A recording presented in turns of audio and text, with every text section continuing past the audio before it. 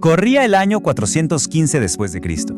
Imaginen las calles de Alejandría, un hervidero de gente, de ideas, y justo ahí, una de las mentes más brillantes de la antigüedad fue silenciada, para siempre.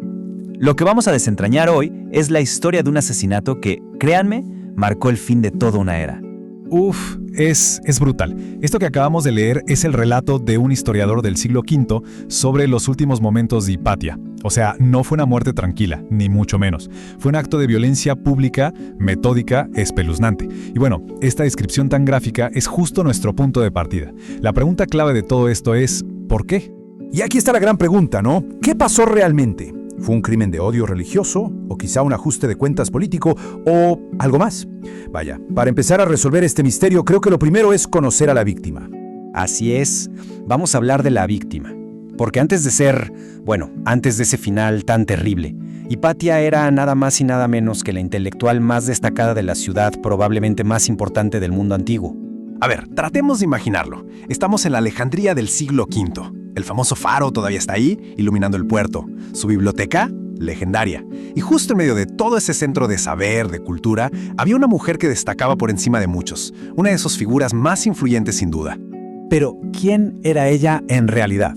A ver, para empezar, Hipatia no era para nada una figura secundaria. Al contrario, era una matemática increíble. Se dice que incluso superó a su padre, Teón, que ya era un gran matemático. También era una astrónoma pionera, de las que estudiaban los cielos. Y por si fuera poco, era la directora de la prestigiosísima Escuela Neoplatónica de Filosofía. Pero ojo, su influencia no se quedaba en las aulas, ¿eh? Los líderes políticos más importantes de la ciudad iban con ella a pedirle consejo. Y escuchen esto, porque es clave. Esto que leemos no es un halago de un colega pagano. No, estas son las palabras de Sinesio de Cirene, uno de sus alumnos más fieles, que tiempo después se convirtió en un obispo cristiano muy importante. Esto nos dice algo fundamental. La admiración que despertaba Hipatia iba más allá de cualquier división religiosa. Ok, aquí tenemos que hacer una pausa importante para separar el mito de la realidad.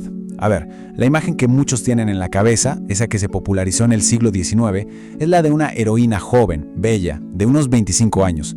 Pero la realidad histórica parece ser muy diferente. Lo más probable es que Hipatia fuera una mujer mayor, quizá de 60 años al momento de su muerte. Una figura respetada, casi una matriarca. Y esto, si lo pensamos bien, hace que su asesinato sea todavía más chocante. Su poder no venía de su juventud, sino de décadas y décadas de sabiduría. Claro, porque nadie, por más influyente que sea, es asesinado así como así, en un vacío. Para entender de verdad el crimen, tenemos que entender el lugar. Y Alejandría, en ese momento, era un polvorín, a punto de explotar. Sí, por un lado, Alejandría era la capital intelectual del mundo, el epicentro. Pero debajo de esa superficie de cultura y saber había una olla a presión. Había conflictos feroces. Paganos, judíos y sobre todo las facciones cristianas, que estaban creciendo y eran cada vez más combativas. Todos luchaban literalmente por el alma de la ciudad. Y esto no pasó de la noche a la mañana, ¿eh? Fue algo que se fue cocinando por décadas. Miren, en el 385 el patriarca Teófilo empieza con sus campañas antipaganas. Luego, en el 391, un punto de quiebre total. Una turba cristiana, encabezada por él mismo, destruye el Serapeo, un templo y biblioteca pagana importantísimo. Era una señal clarísima de que el viejo mundo se venía abajo. Años después, en el 412, llega al poder Cirilo, su sobrino, y las cosas se ponen todavía peor. Y 3 años después, Hipatia es asesinada. Es la culminación de toda esta escalada de violencia. Ok, ya tenemos a la víctima, ya tenemos la escena del crimen. Ahora vamos a lo más importante, el motivo. ¿Por qué ella? Y sobre todo, ¿por qué de esa forma tan brutal? Aquí está la clave de todo. Para entender lo que le pasó a Hipatia, hay que entender este choque de trenes. Y fíjense, no era solo una pelea entre paganos y cristianos, no. Esto era una auténtica guerra por el control total de Alejandría, entre 2 hombres cristianos. Por un lado, Orestes, el prefecto, la cara del gobierno de Roma. Por el otro, Cirilo, el patriarca de la iglesia, un hombre con una ambición desmedida. Y justo en medio de este tablero de ajedrez, Hipatia era una pieza clave. ¿Por qué? Porque era la consejera de confianza de Orestes. Su sabiduría, su influencia, todo eso fortalecía al poder civil, al gobierno imperial. Así que para Cirilo, Hipatia no era solo una pagana más. No, para él era el obstáculo. el obstáculo intelectual y político que se interponía en su camino hacia el poder absoluto. Y es que hay que entender bien esto. Su prestigio era inmenso, y no solo entre los paganos, incluso entre los cristianos. El mismo historiador que citamos al principio, Sócrates Escolástico, que era cristiano, lo admite. Hipatia era una de esas figuras que lograba unir a la élite de la ciudad, sin importar su religión, y los unía alrededor del prefecto Orestes. Pero ahora miren el otro lado de la moneda.